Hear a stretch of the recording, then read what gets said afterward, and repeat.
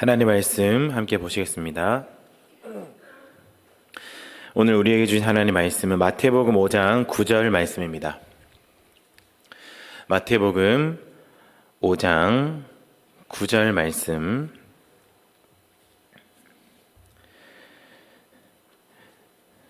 (5장 9절) 우리 함께 합독하도록 하시겠습니다. 화평하게 하는 자는 복이 있나니 그들이 하나님의 아들이라 일컬음을 받을 것이며. 아멘.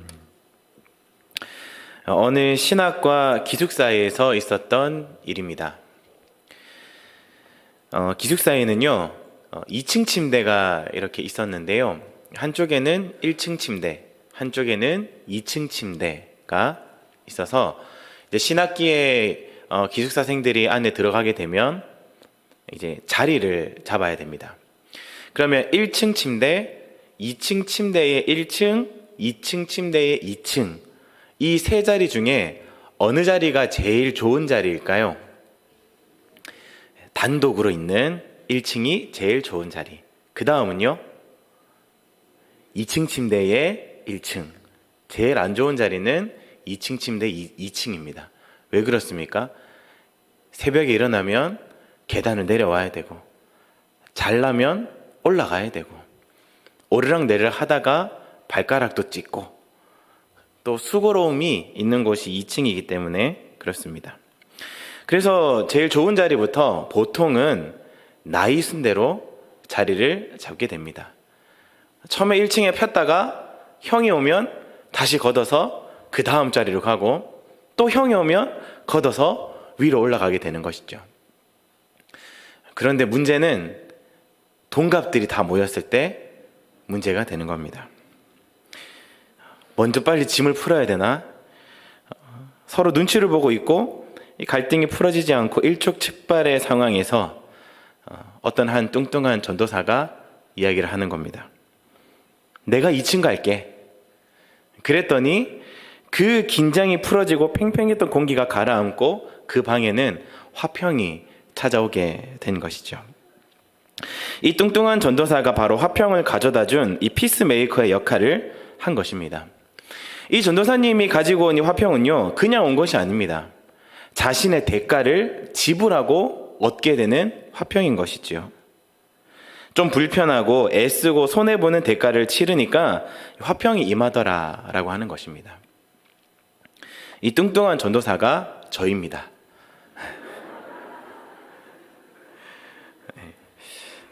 제가 2층 간다 하니까 분위기가 좋더라고요. 근데 그것으로 끝이 났는가? 아닙니다. 결국 제가 1층을 쓰게 됐습니다. 왜냐하면 그 2층 침대가 되게 낡았었거든요. 낡은 침대와 뚱뚱한 전도사, 무슨 일이 일어나는지 아시겠죠? 계단을 올라갈 때마다 삐걱삐걱 하는 겁니다. 1층에 있던 비쩍 마른 친구가 불안한지 결국 침대를 바꿔 주었습니다. 대가를 치르고 화평을 이루었더니 원하는 자리까지 얻게 되었다라고 하는 것이죠. 우리의 신앙도 마찬가지입니다. 화평을 이루는 자, 이 피스메이커의 역할은 쉬운 일이 아닙니다. 대가를 치러야 되고 손해를 봐야 하고 애를 써야 하는 것입니다. 대가를 치르고 화평을 이루는 자들이 진짜 성경에서 얘기하고 있는 복된 자가 되는 것입니다. 오늘 본문의 말씀처럼 말입니다. 오늘 본문은요 예수님께서 이 산상수훈의 말씀 중에 팔복에 관한 내용입니다. 왜 산상수훈이라고 이야기를 하는 것일까요? 산에서 전하셨으니까 이 산상수훈이다, 이런 말씀을 하는 것 같습니다. 우리 1절 한번 보실까요? 5장 1절 말씀을 보시면 이렇게 나옵니다. 예수께서 무리를 보시고 산에 올라가 앉으시니 제자들이 그에게 나온지라. 산에 올라가서 말씀을 전하셨기 때문에 산상수훈이라고 하는 것입니다. 그런데 이 팔복에 대한 이야기를 했던, 동일한 얘기를 했던 누가복음에 보면요 조금 다른 기록이 나옵니다. 누가복음 6장 17절에 보시면 이런 말씀이 있습니다. 예수께서 그들과 함께 내려오사 평지에 서시니. 평지에서 이 말씀을 전하였다라고 합니다. 마태복음에서는 산에서 전했다고 그러고 누가복음에서는 평지에서 전했다고 합니다. 어떤 학자들은 이 예수님께서 이렇게 두 가지 기록이 차이가 나니까 두 번 설교하셨다라고 생각하는 학자들도 있습니다. 한 번은 산에서 하셨고 동일한 내용을 가지고 한 번은 평지에서 하셨다. 그런데 그렇게 보이지는 않는 것 같습니다. 우리 PPT를 한번 보여주시겠습니까? 예수님께서 여러 가지 사역들을 하실 때 갈릴리 사역을 여러 가지 갈릴리 주변, 갈릴리 호수 혹은 갈릴리 바다 주변에서 여러 가지 사역을 하셨는데 저기 5번에 보시면 산상수훈 저렇게 해서 저 산지 지역에서 예수님께서 말씀을 전하셨다라고 하는 겁니다. 저 지역, 산 지역입니다. 다음 사진이요. 저 지역을 보면 약간 이렇게 높은 산 지대이긴 한데 밑에는 갈릴리 바다가 쫙 펼쳐져 있고 위에는 산인데 되게 넓은 평지가 있는 그런 지역이었습니다. 저곳에는요, 다음 사진이요. 예수님께서 산상수훈을 전하셨다라고 하는 그 지역에 교회를 하나 세웠는데요. 다음이요. 이런 팔복교회를 산 지역에 예수님께서 전하셨다고 하는 그 산 지역이지만 또 넓은 평지가 있는 그곳에 저 팔복교회를 세웠습니다. 다음이요.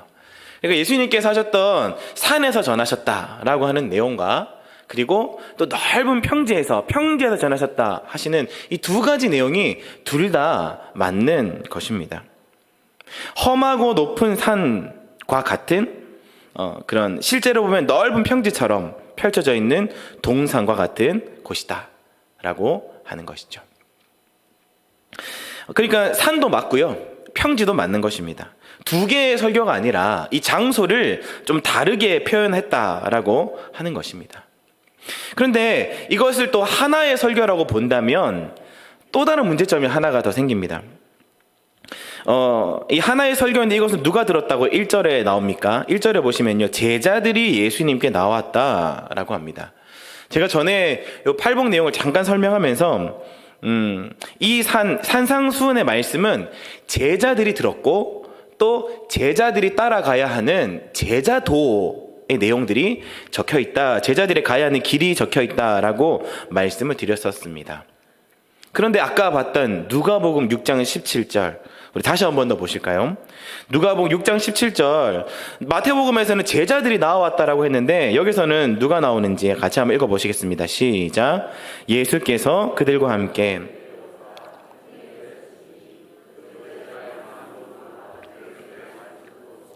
병 고침을 받으려고 유대 사방과 예루살렘과 두로와 시돈의 해안으로부터 온 많은 백성도 있더라. 자, 여기 누가복음에서 보시면요, 제자들뿐 아니라 많은 백성들도 있었다라고 합니다. 여러 신분과 여러 성별과 인종과 나이를 가진 여러 무리들이 같이 있었다라고 하는 것이죠. 마태복음에서는 제자들이라고 표현을 했는데 이 누가복음에서는 또 많은 사람들이래요. 하나의 설교라고 했습니다. 그럼 뭐가 맞는 표현일까요? 제자들만 들은 것일까요? 아니면 많은 사람들이 들은 것일까요?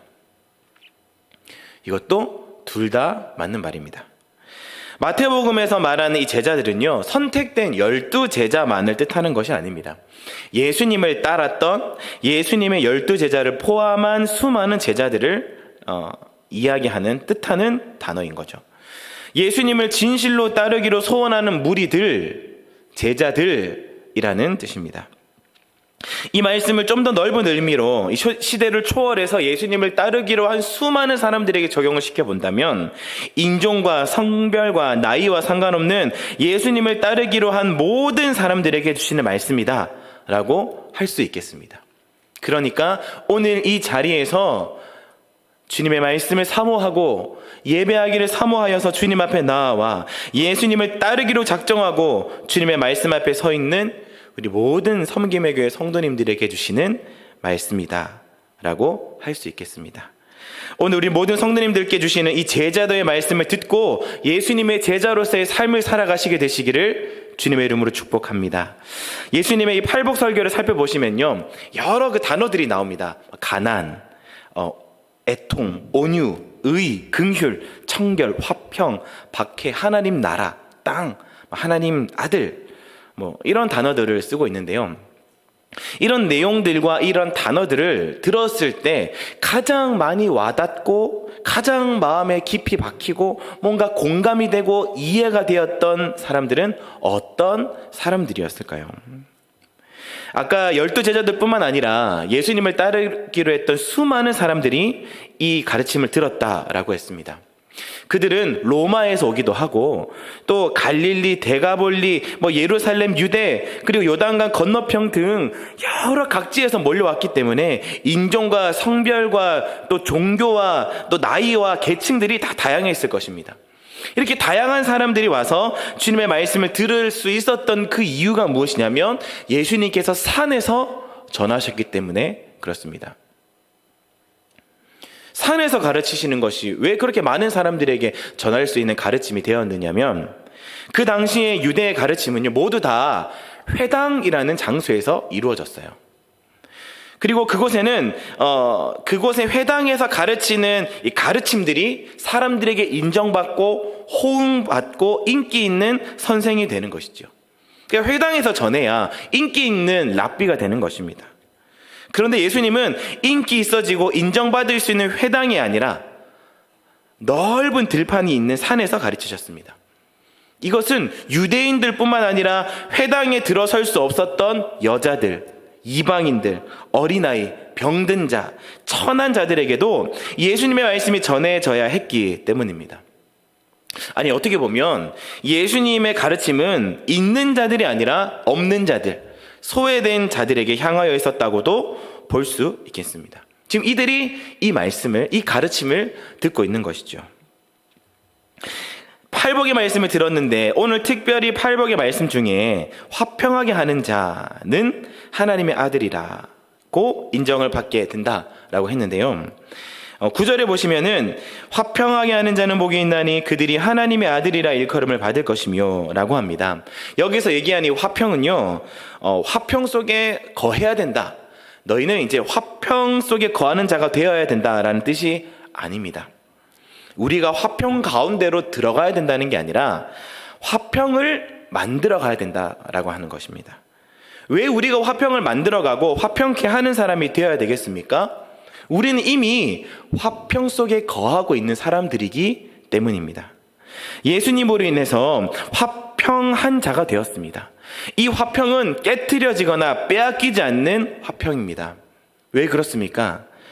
우리에게 와 있는 이 화평은요, 예수님께서 단번에 그리고 지속적으로 하나님과 인간, 하나님과 우리, 예수님을 믿는 우리 사이에 그의 대가를 지불하심으로 평화의 왕으로 오셔서 우리 사이를 지속적으로 단번에 화평케 하시고 있기 때문입니다. 하나님과 우리 사이에 화평의 왕으로 서 계시기 때문에, 지금도 그렇게 서 계시기 때문에 우리는 화평할 수 있게 되는 것이죠. 우리가 화평 속에 거해 있기 때문에 우리는 화평케 하는 사람이 되어야 되고 이 화평을 전달해 줄 의무가 있다라고 하는 것입니다.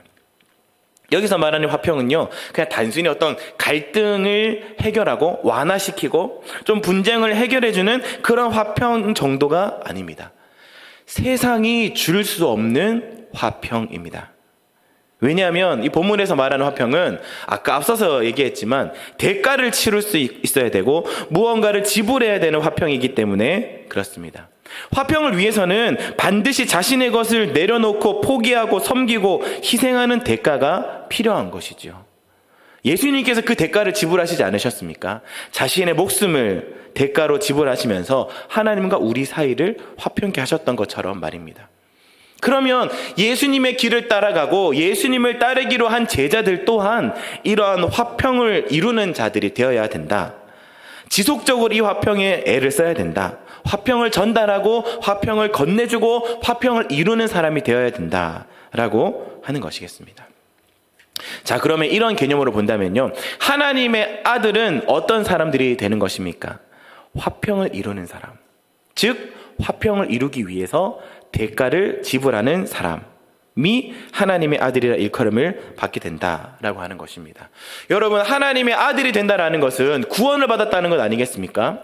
그러면 대가를 치러서 내가 이제 화평을 이루고 하나님의 아들이 되었다, 그걸로 끝입니까? 나는 이제 구원받았으니까, 나는 이제 화평을 이루어줬으니까, 한번 줬으니까 끝나는 것입니까? 아닙니다. 지속적으로 화평을 이루어가야 하는 것입니다. 내가 구원을 얻었으니까, 하나님의 아들이 되었으니까 끝났다가 아니라, 예수님께서도 지금도 하나님과 우리 사이를 지속적으로 화평케 하시는 것처럼 우리들 또한 하나님과, 또한 우리 공동체 또한 사람과 사람 사이에 있는 여러 가지 화평을 우리도 지속적으로 이루어가는 일들을 해야만 한다라고 하는 것이죠. 어떤 학자는 이런 얘기를 했습니다. 세상에서 화평하게 하는 일보다 더 하나님을 닮은 일은 없다라고 했습니다. 이 말을 바꾸어서 얘기하면, 하나님을 닮은 하나님의 자녀들은 모두 하나님께서 원하시는 이 화평하게 하는 일을 해야만 한다라는 말이 되겠죠. 여러분들은 어떻습니까? 여러분들은 오늘도 화평케 하는 자들입니까? 여러분들의 직장에서 여러분들로 인해서 화평합니까? 여러분들의 가족들이 여러분으로 말미암아 화평하십니까? 화평을 위하여서, 화평을 이루기 위해서 대가를 치르고 계십니까? 평화의 왕이신 예수님을 따르는 제자로서 여러분들이 속해 있는 그 직장과 그 가정과 그 학교와 그 교회의 공동체의 화평을 위해서 대가를 치르고 있는 하나님의 자녀들이십니까? 그렇지 않았다면 이제는 화평을 이루는 자들이 되십시오. 그를 위하여서 여러분 대가를 지불하십시오. 내가 이 공동체를 위하여서 치루어야 될 대가가 무엇일까? 이 공동체에 속해 있는 자들을 위하여서, 이 화평을 위하여서 내가 치루어야 될 대가가 무엇일까? 여러분 고민하시고 또한 마음으로 기도하셔서 그 답을 얻어내시면서 하나님 앞에서 화평을 이루는 자들이 되셨으면 좋겠습니다. 자, 그런데 화평을 이루는 자들이 하나님의 아들이 된다라고 하는 예수님의 가르침을 들었을 때에 청천벽력 같은 소리로 들었을 사람들이 있습니다. 그 사람들은 이 가르침을 들었을 때 정말로 충격에 휩싸였을 것입니다. 어떤 사람들일까요? 바로 열심당원들이었습니다. 예수님 대신에 풀려났던 바나바가 열심당원이었고요. 또 그 요세푸스의 기록에 보면 예수님 양옆에 달려있던 이 두 강도도 열심당원이었다라고 합니다. 예수님의 제자들 중에서도 열심당원이 있었다고 하죠. 이 열심당원들은요, 이스라엘이 로마의 식민지가 되었을 때 황제 숭배를 강요하자 이를 못 받아들이고 폭동을 일으켰던 유대인들이 바로 열심당원들입니다. 유대 랍비들 중에서도 타협할 줄 모르는 아주 급진적인 사람들 중에서 더 심한 이 반감을 가지고 살인과 강도와 밀란을 일으켰던 자들이 열심당원이었던 거죠.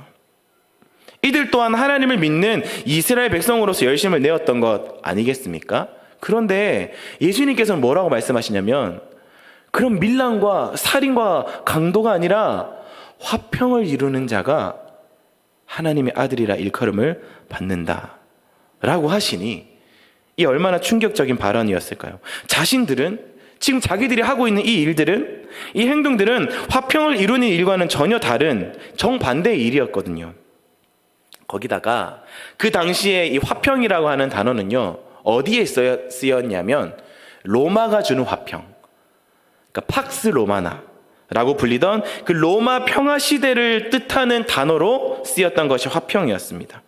그러니까 그 당시에 화평이라고 할 수 있는 이 화평은요, 로마가 주는 화평밖에 없었습니다. 그런데 이 로마가 주는 화평 속으로 들어가기 위해서는요, 로마의 황제였던 이 가이사 아구스토에게 복종하고 굴복해야만 얻을 수 있는 화평이 바로 이 팍스 로마나의 화평이었던 것이죠. 그런데 화평해라 라고 하는 말은 그들에게 복종해라, 그 로마의 화평을 너희가 누리기 위해서는 황제에게 굴복하고 그것을 숭배해야 되는데, 그러면 예수님의 가르침은 2단 중에 2단의 가르침이 아니었는가? 라고 이 열심당원들은 생각을 했을 것입니다. 오히려 이런 가르침들은 열심당원들에게 더 열심을 불러일으키는 가르침이었을 것입니다. 그러니까 똑같은 가르침이라도 어떤 사람들에게는 위로가 되는데 어떤 사람들에게는 분노를 일으키는 가르침도 될 수 있었다라는 것이죠. 예수님의 가르침이 분노가 아니라 그러면 위로가 되었던 사람들은 어떤 계층의 사람들일까요? 그것이 위로가 되고 은혜가 되는 사람들이 있었을 것입니다. 바로 소외 계층의 사람들이었습니다. 팍스 로마나의 평화가 있고 정말로 사람들에게 안정감과 풍요로움이 있었던 시기라고 하지만 식민지의 사람들에게도 똑같은 이 팍스 로마나의 평화가 적용되었을까요? 전혀 아닙니다. 식민지 생활을 하던 그들에게는 화평이 없었습니다. 거기다가 식민지에 속한 이스라엘 사람들 중에 여자나 아이나 노인이나 병자나 이방인들은 더더욱 이 화평이란 단어와는 어울리지 않는 삶을 살았을 것이라는 말입니다. 그런데 이들에게 예수님께서 팍스 로마나의 평화가 아니라 세상에 줄 수 없는 평화, 너희들 나로 말미암아 너희가 화평을 이루는 자다. 너희들에게 화평이 있고 그 화평을 달한 사람들에게 전해 주어라. 너희가 바로 하나님의 아들들이다 라고 하는 그 말씀을 들었을 때는 얼마나 큰 위로가 되었을까요? 사랑받지 못하고 생각하고 있었고 늘 소외받고 힘들고 무시의 연속이고 문제의 연속이고 태산과 같은 짐을 지고 살아가는 그들에게 너희가 하나님의 아들이다. 팍스 로마나 저렇게 번영을 누리는 저 로마 사람들이 아니라 너희들이 하나님의 아들들이고 너희야말로 세상이 줄 수 없는 화평을 누리는 자들이고 너희야말로 저 세상 사람들이 주는 저 그냥 번영적인 화평이 아니라 세상이 줄 수 없는 화평을 줄 수 있는 자들이 바로 너희들이다 라고 하는 이야기를 들었다라는 것입니다. 그러니까 얼마나 감격에 겹고 얼마나 그 마음의 위로가 되었겠냐라는 것이죠. 여러분들이 화평을 이루는 복된 자들임을 믿으시기를 축복합니다. 세상에서 예수님과 상관없이 잘 나가고 그냥 거기에서 번영하는 팍스 로마나를 누리는 그런 사람들이 복된 사람들이 아니라 문제가 있어도 여전히 어려워도 여전히 외로움이 있고 상처가 있어도 오늘 이 자리에서 하나님의 은혜를 구하고 기도하고 예배하는 바로 여러분들이 복된 자들임을 믿으시기를 바랍니다. 세상이 줄 수 없는 평화는 여러분들만이 줄 수 있습니다. 세상 사람들은요 그들의 번영으로 평화를 주지만 우리들은 예수님께서 우리를 위하여 대가를 치러주신 그 은혜의 평화의 복음으로 우리는 그들에게 화평을 줄 수 있기 때문에 그 화평을 주는 것도 나에게 달려있지 않습니다. 내게 능력이 있는 것이 아니라 예수님께서 우리를 이미 그 대가를 다 치러주심으로 우리를 화평케 하셨고 화평 안으로 들어오게 하셨기에 우리는 이 화평을 전달해주는 전달자의 역할을 감당할 수 있게 된다라고 하는 사실입니다. 그래서 우리 모든 성도님들이 진짜 이러한 평강의 왕으로 오신 예수님 때문에 화평을 먼저 누리시는 자들이 되시기를 축복합니다. 그리고 여러분들이 화평을 이루는 자들이 되십시오. 여러분들의 가족들 안에서, 여러분들의 직장 안에서, 여러분들의 교회 안에서 화평을 이루십시오. 그것은 그냥 되어지지 않습니다. 대가를 치르셔야 됩니다. 반드시 대가를 지불하셔야 됩니다. 직장에서 힘든 일이 있다면 사서 하시고 그냥 대접받는 자리에만 있지 마시고 섬기는 자리에서 서 계십시오. 대접받는 자가 섬기는 자의 자리에 있을 때 영향력이 생기는 겁니다. 그 화평들이 사람들이 보았을 때 세상에서 줄 수 없는 그 위로의 화평을 누리게 되는 것입니다. 남편과 아내들이요 서로 배려하고 서로 섬겨주십시오. 그냥 다른 세상 사람들이 원하는 비교하고 그냥 그것들을 바라보고 원하고 그냥 그 대접받기를 배려받기를 원하는 게 아니라 먼저 배려하고 먼저 그 사람의 생각하고 먼저 그 사람의 입장을 생각해주고 내가 받지 못하더라도 먼저 섬기십시오. 그게 세상이 줄 수 없는 화평이 되는 것입니다. 학교에서도 교회에서도 여러분들이 속해 있는 모든 그 공동체 안에서 여러분 대가를 지불하셔서 화평을 이룬 자리 되시기를 주님의 이름으로 축복합니다. 그리고 화평을 이루는 자가 되시는 동시에 그 속에서 또한 주님이 주시는 평강의 복을 누리시며 살아가시는 저와 여러분들이 되시기를 주님의 이름으로 간절히 축복합니다. 우리 들었던 말씀을 생각하시면서 같이 한번 공동 기도문으로 함께 기도하고 우리 평안을 너에게 주노라 찬양하도록 하시겠습니다. 공동 기도문으로 함께 기도하시겠습니다. 하나님 아버지, 화평함이 없는 나에게 주님 평강의 왕으로 찾아와 주셔서 우리에게 평강을 주심에 감사합니다.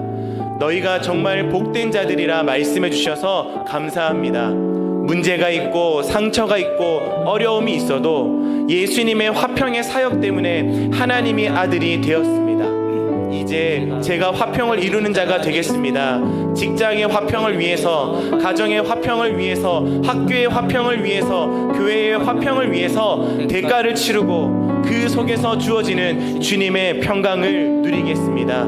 예수님의 이름으로 기도하옵나이다. 아멘. 우리가